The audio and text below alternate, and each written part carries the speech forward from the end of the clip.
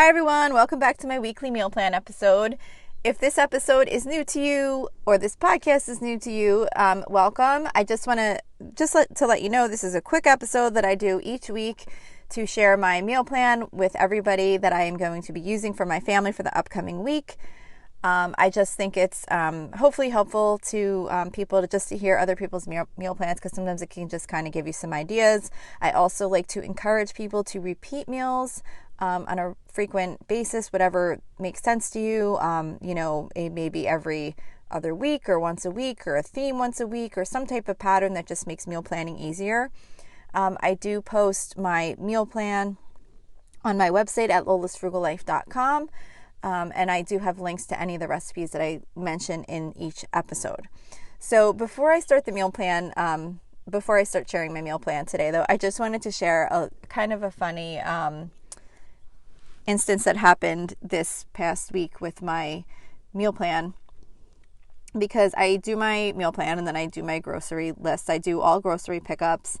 So I do 3 pickups. I go to Stop and Shop, Aldi, and BJ's. So I went and did all my grocery pickups. And when I got to BJ's, at BJ's, I just bring out a cart, and it's not in bags or anything. It's just the stuff in the cart. And I put it into my car, and I noticed there was this big box of Marie Callender's chicken pot pies, like an 8-pack of chicken pot pies. And I didn't order that. But my daughter, one of my daughters who's 19, I do let her add things to the carts before I place the orders. Because occasionally there's things that she wants, and I just say, she knows within reason. It's not like she's going to add like a gazillion dollars to our grocery list for the week. But sometimes there's certain things she wants, and I'll say, just go into the app on my phone and add it to the cart. And she knows generally when I'm placing the orders and stuff. So whatever. So I see this, I'm thinking, oh, she must have ordered that, whatever. I don't really think much of it. And I come home, and I'm putting all the groceries away. And she notices the big giant box of chicken pot pies, and she's like, oh my gosh, did we really need 8 chicken pot pies? I'm like, well, you ordered it. And she's like, no, I didn't. I'm like, you didn't? I totally thought, I just assumed you ordered it. When I saw it, I didn't really think anything of it. I just figured, oh, she must have ordered those chicken pot pies. So I'm like, okay, whatever. So I'm putting the order away, and I go and I pull out the receipt, and I see salmon on there, and we did not get salmon. So somehow we got a 8-pack of Marie Callender's chicken pot pies when we were supposed to get a bag of salmon.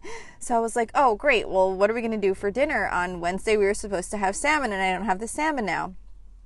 So I call BJ's, and I tell the person what happened. I said, I just had a pickup. I got the pot pies instead of salmon, which, by the way, I was charged for the salmon, which was like $20 versus the pot pies, which were like, I don't know, 13 or 14, whatever. So she's like, all right, let me transfer you to that department. So she transfers me. Meanwhile, I'm trying to kind of get dinner prepared and putting the groceries away, and I'm on hold for like 15 minutes. So of course I get annoyed, and I hang up, and I call back again. And when I call back again, the phone just rings and rings and rings and rings, and it just keeps ringing and ringing and ringing. And I'm just like getting really frustrated. I'm like, I was supposed to get salmon, and I got pot pies, and I paid like, $4 extra or whatever. I don't know, whatever the difference was or whatever. And I'm getting all frustrated, and I'm on hold. And then I was just like, you know what? Probably they're not answering because they don't have anyone to answer. And they're probably like running around like crazy over there too. And I've done pickups from BJ's for probably at least over a year now, and I've never had something wrong. I always get everything right. I'm like, you know what? It was just a mistake. It was $3 or $4. It's not going to like bankrupt me. And I don't need to make this huge deal out of the fact that they made a mistake and I didn't get my salmon and I didn't want these pot pies or whatever. So I wound up hanging up the phone while it was still ringing. And I was like, guys, we're having frozen pot pies for dinner on Wednesday instead of salmon. And everyone was like, all right, whatever. And then we moved on. So I just thought that was kind of a funny story. It was an example of being flexible with your meal plan. But I just, sometimes we get like frustrated with those types of things, but we can simply just kind of move on. And I'm not saying that I'm this like perfect person that moves on with everything and never complains, because I certainly do. I mean, I wasn't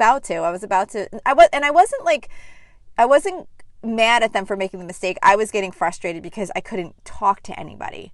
And then that was what was really frustrating me. Normally, once I got someone on the phone, I obviously wasn't going to be, you made this mistake or anything like that. I just wanted to get it resolved. But then I was getting so frustrated that it was taking so much of my time, and I was just sitting on hold and then sitting to hear the phone ring for the longest time. And then I was like, who cares? We can survive off of chicken pot pies for dinner one night, even though it's not what we planned to have and not what we normally would have had. So it'll be kind of a funny night that night, to have I figure I'll just put them all in a tray and pop them in the oven. Obviously, I'm not going to make all 8 of them because there's 5 of us. But anyway, I thought that was kind of relevant to share to this group because it was related to meal planning. So that's my little story with getting a mix-up on my grocery order. So anyway, back to this week's meal plan. So this week's meal plan starts on Saturday, May 27th. So on Saturday, I'm going to be doing the creamy herbed pork chops. I haven't made these in a while. Like I always say, I don't actually use the full recipe as far as making the cream that's supposed to be served over the pork chops because I really just love the pork chops on their own. Just really simple, browned in the butter with the McCormick McCormick Montreal steak seasoning. I really just like them like that. So I literally just season the pork chops, melt the butter in the pan, and just cook them up that way. And then as a side dish, I'm going to be doing easy rice baked casserole, which is from foodnetwork.com. I like making this a lot. I probably will start to make it less now because as it gets hotter, it does take 45 minutes to bake in the oven. So that'll probably wind up kind of dropping off as we get more into the summer season. But that's basically a casserole made with rice and spinach and cheese and milk and egg. And I really like it. And it goes well with just like a simple meat meal like the pork chops. For Sunday, I'm going to be doing pulled chicken. I just did this a few weeks ago and it was really good and simple for a weekend. I don't really have a recipe to share for this one. It's basically just I use boneless chicken thighs and then I'll get like a packet of the pulled pork sauce, either the kind that's already a sauce that you just like basically squeeze over top of it and turn the crock pot on, or the last time I got the type that was like the powder and then it'll tell you like add this much vinegar or this much ketchup or barbecue sauce or whatever it is. It just tells you what ingredients to add to the crock pot with the flavoring to make the sauce. So I'll do something like that. And then as a side, I'm going to do 5 ingredient simple green pasta salad.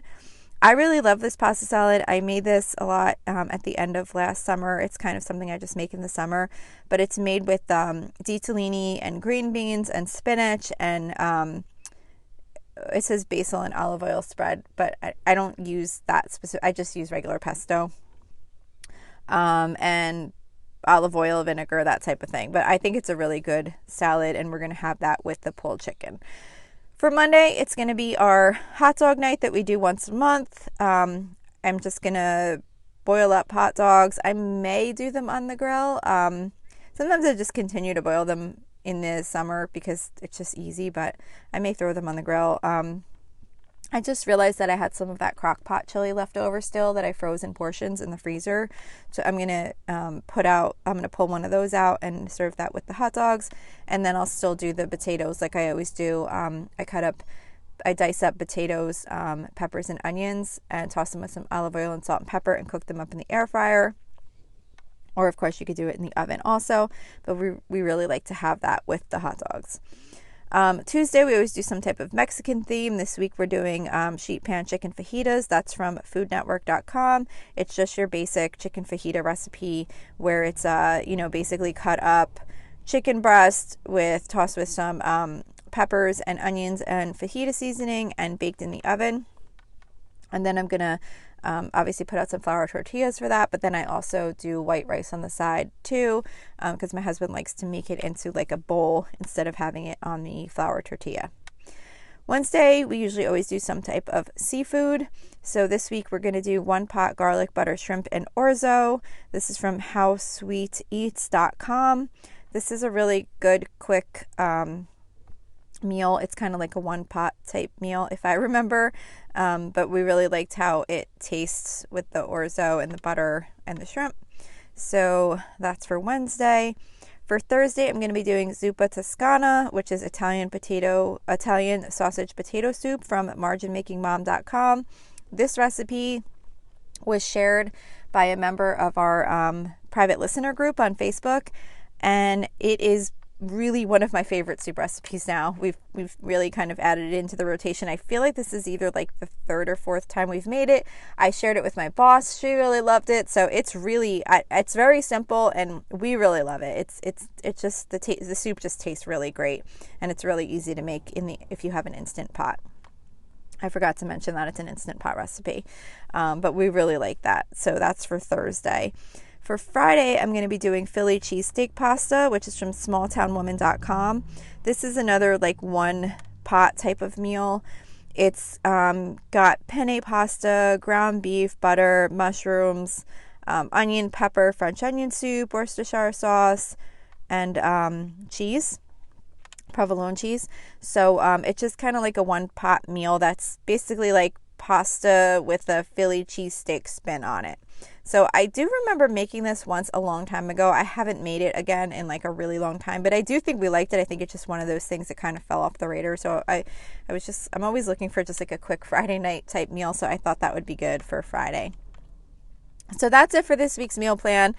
I hope this gave you some inspiration to get your meal plan together for the week.